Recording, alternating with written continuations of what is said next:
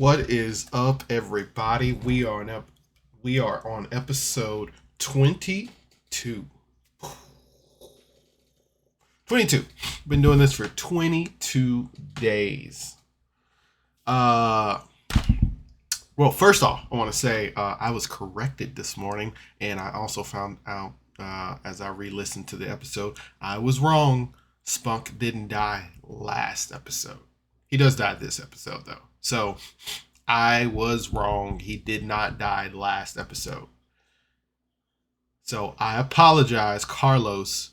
You are not a liar. You are not a liar.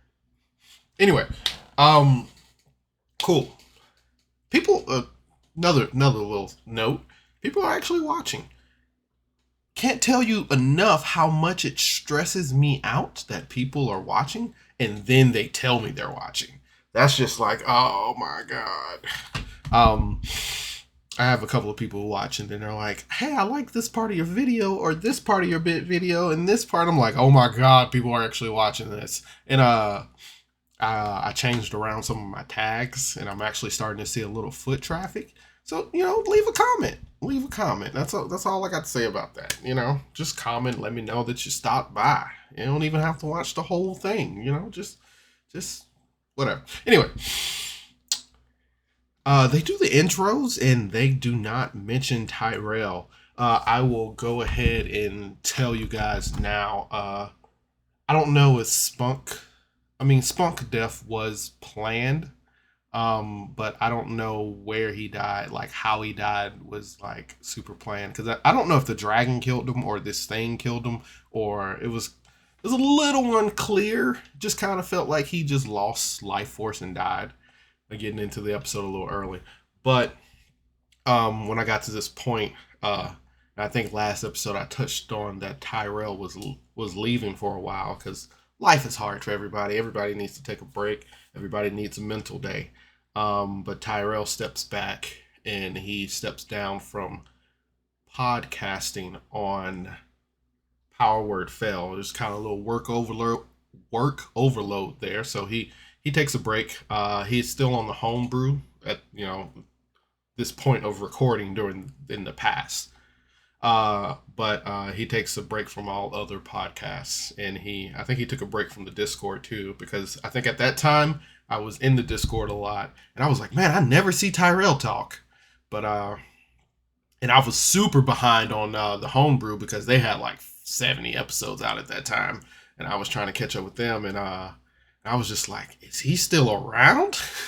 But yes, Tyrell is still around. He is a major point of the.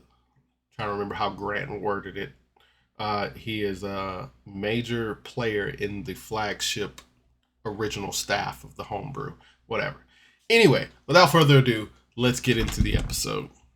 We start with the snake smiling, and it says he can feel the hatred and the anger in the group. One of them is keeping a secret, and this snake, this serpent, is his master is looking for new prey to play with. Pretty weird. First, like out the gate, I'm like the prince. The prince is up with this. Carlos is really good at doing a creepy voice. God, he's really good at doing a lot of voices. Carlos, I'll have to I'll have to do this at the some other time. But I have a ranking system of like the best voice actors on the homebrew so far. But my opinion of the best voice actors, but we'll have to get into that another time. The snake attacks the group with like this psychic attack, and everybody does like a wisdom save, I think, and nobody beats it, or nobody can beat it, because this is the part that seems like they're just trying to give Spunk the exit. Um, because I think somebody rolled like a 19 or a 20 or something, and they still didn't beat the psychic attack. So it's just kind of like, this is happening. I think in these kind of situations, that's when you don't ask for a roll. You're just like, this is happening. But Carlos starts to narrate for Spunk, and And this is like when we realize that Tyrell is gone and he's not doing the Spunk voice, but he just narrates what goes on, and Spunk kind of expends his radiant light, and like he uses what I say the rest of his life force to save the group from this horrible attack. And then in that moment, Spunk falls limp to the ground, and he officially dies here. Now, this next part is I felt like it was not rehearsed, but like it was a script. Like if it and not saying anything bad about that, but Austin goes on like this can't think of the narration of what happens and what he does while still playing Ferric, and it felt like he was reading from a script, kinda like this was a little rehearsed. And I don't know, he could have just been doing. They are really good. Apparently, they are really good at coming off the dome with these monologues. There's been so many times where I'm like, this is rehearsed.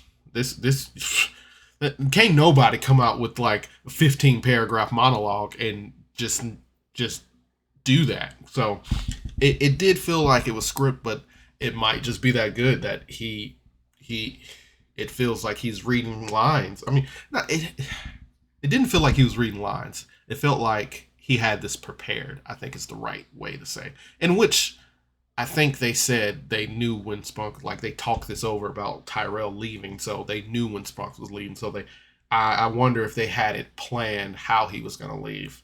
So did they have this prepared? Anyway, Spunk dies. Ferric does his thing. He extra respects Spunk. He sings for everything. Austin narrates this beautiful thing of funeral rites and all that stuff. Uh, Everyone is crying as they prepare for Spunk's funeral. It kind of moves a little slow, and then it moves fast because it seemed like Ferric was just like, we got to get this started now, to do what needs to be done. So Ferric kind of sets that up, and he does like all his ritual stuff. Uh, they end up doing a pyre. They kind of burn Spunk and get his ashes. And then they talk about spreading his ashes. Adalia and Ferric seem close, but Spunk did tell her to watch over Ferric. So that was they've kind of been getting a little bit friendship there. Kind of like you can see that good friendships blossoming from these two. Um, I was really hoping for pickles and Ferric, but you know,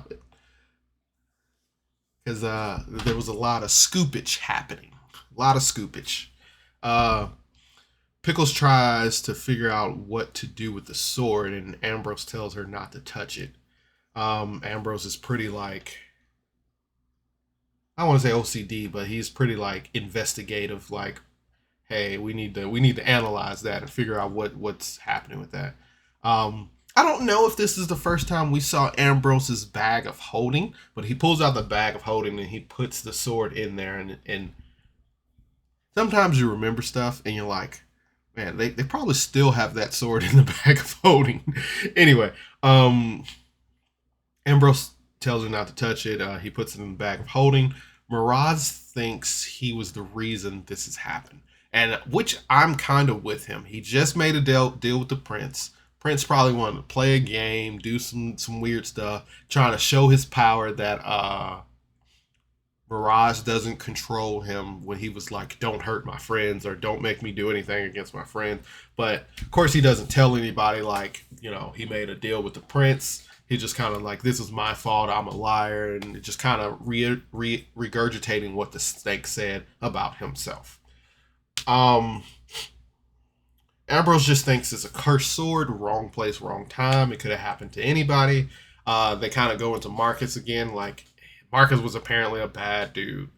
I don't think he was a bad dude. I think he was just fed a bad situation. But I tend to see the good in people until they're like pure evil. So He was just like, Marcus was a bad dude, blah, blah, blah. Christopher's pretty messed up, and Carlos is real good at doing just about all sound effects and acting, and just like these crying coming from him is just like gut wrenching. Carlos, chill out. Um, Ambrose searches the house, which they did already look over the house, but Ambrose searching the house, looking for new things, using those investigation skills. While the rest of the team figures out what they're gonna do next. To answer that question, set the house on fire.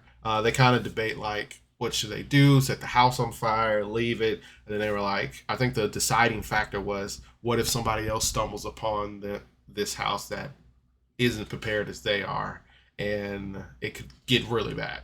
So they set the house on fire as Ferric wanders off because he has a thing about fire. Um, they set camp for the night, and Pickles scoops Ferric. Like, she turns into a giant and scoops Ferric. So I mean, that Pickles Ferric relationship was right there. Was right there. Pickles Ferric. I don't even know how to combine those fericles. Anyway, they comfort each other. The whole group comfort each other throughout the night. Adalia talks to Christopher. Ambrose is kind of like the watchful big brother. He's gonna make sure that everybody's kind of sleeping, and like, getting. He tried to like overexert himself, and Ferric is like, hey, everybody needs to be well rested, so get some sleep. I only need 4 hours. I'm nocturnal. Blah blah blah.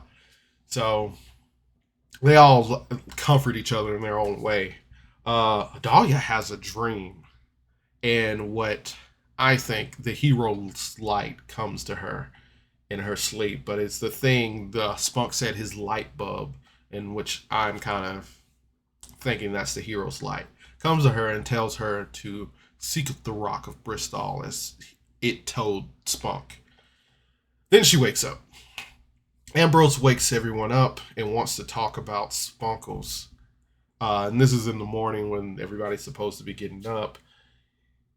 Spunkles and the sword came from the same person, and it seems like this person was. I have a feeling like it was an imp or like some kind of mischievous creature trying to cause chaos in a certain way. So, but they try to figure out what they're going to do with Spunkles when they get to town.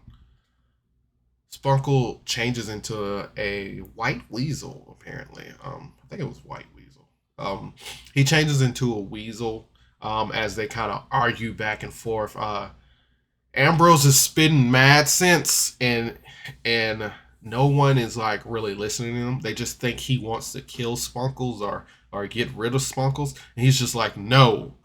What are we gonna do about this situation? Like, all this is bad, and it's suspicious. It's coincidence, and we just need to figure out and talk about what we're gonna do. And everybody was just like, you just want to kill Spunkles, and he's just like, oh my god. So Fairy walks up to Ambrose and takes his sword out, and everybody gets tense because you know how it happened last time. Christopher and Miraz and Ferric, but Ferric takes out his sword and puts it in Ambrose's hand, and he's just like, you want to kill Spunkles? Kill him. Do it right now. And then Ambrose is like, you guys aren't listening. Ferric says, we need to talk this out in a more sensible reason. Christopher tries to reason with Ambrose. And again, nobody's really understanding where Ambrose is coming from. Nobody is kind of understanding him. But anyway, Ambrose just tries to argue the situation, not that he wants to do anything malicious to Spunkles. Pickles leaves everyone, and she's like, I don't got time for this stupid crap. I'm going to Mornstead. So she walks off to Mornstead. Everyone else follows her. So Pickles is the new leader. I nominate Pickles for leader. it is the best choice. She is the most sensible and reasonable one, logical of handling what's in front of her. Anyway, but Pickles leaves, everyone else follows. Miraz and Pickles talk, and Spunkle says, Spunk. And of course, the episode ends there as Carlos continues to pull on everybody's heartstrings. Um,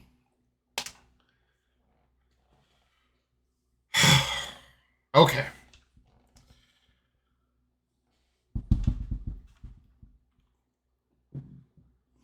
I don't even know where to begin in this episode. TJ, I think they call him TJ. Tyrell left. Um, Not saying like he left because he didn't, but you know, he left because of life. Life be lifing. Um, he left. That part seemed, pretty scripted, but I mean, you got to do what you got to do, and the show must go on. Um, they're gearing up to go where they needed to go, which is to Mornstead, and I think they got to talk to Vilvanis,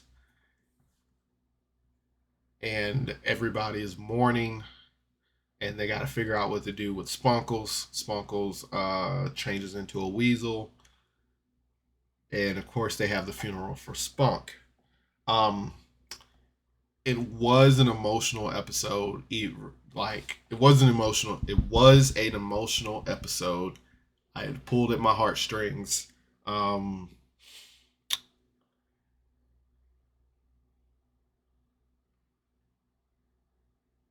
but I don't even know where to score this episode because, like I said, it did feel a little rehearsed in the beginning. It did feel like a little scripted, and then afterwards, when they got out of the funeral, after they got out of the funeral, it seems like they went back to normal. So I don't like because I don't mind it being scripted because it was still good. It just kind of felt like a change. Like I felt like, oh, okay, this is a script. Uh, and I feel like we didn't make it anywhere. I'm trying to look over my notes to see if anything of importance happened besides Spunk's death. Um, yeah, I mean, it was Spunk's death. They looked through the house. They headed out and they argued about Spunkles. God, I wish I can categorize this into two sections. Um, because the uh the funeral was great. The funeral was great, but nothing happened after the funeral besides them arguing and getting ready. Well, Adalia, we got the information about Adalia getting the hero's light and seeking out the rock of Bristol, but I feel like nothing happened in which this was a shorter episode. I think it was like 50 minutes. Uh, so I'm definitely torn because like that one meme of like they had us in the first half. Um, it did feel like two different shows in the beginning and then towards the second half. So I'm gonna have to give this one 7 hit dice out of 10. Uh, Still a good episode. Still the cast is doing awesome things. Carlos is still a great DM, but it just felt like it felt off in a way. So if I could score it separately, the funeral, I would definitely. I'm not even gonna do that. Nope, not gonna do that. 7 hit dice out of 10. Great episode. Everybody go check it out. And I'm going to do a special episode Sunday talking about my audition into Power Word Fail. So be on the lookout for that. If you want to hear about my audition and how that went and things I did, and I might actually play my audition so everybody can hear it. But Yeah, just stay tuned. Thanks for everybody for watching. Seems like I'm having a lot more traction. Not I'm not, but thanks again for tuning in. Remember, you guys you're loved, you're important, and you matter. Um, the end of this episode of Power Word Fell. Uh, Carlos says something special to somebody um, who was diagnosed with cancer and stuff, and you could really feel the the love coming off Carlos sometimes. Like he is the type of person that I feel like has never met an enemy, that's never met somebody he couldn't get along with. Carlos just seems like an all around great guy. And I remember this episode, well, the end of this episode, because I did not remember that snake and what happened to Spunk, because I thought he died last episode. Um, but I remember that end part when he was talking about his friend, and I was just like, oh man, I could feel like the love radiating off of him, and I just at that time it meant a lot to me, even though he wasn't personally speaking to me. It was a general speech. It just meant a lot to me, and I was just like, God, I love Carlos. But anyway, and we'll talk about more about that in Sunday's episode, the Sunday special episode, because there's a lot more to that. But as always, thanks for tuning in, guys.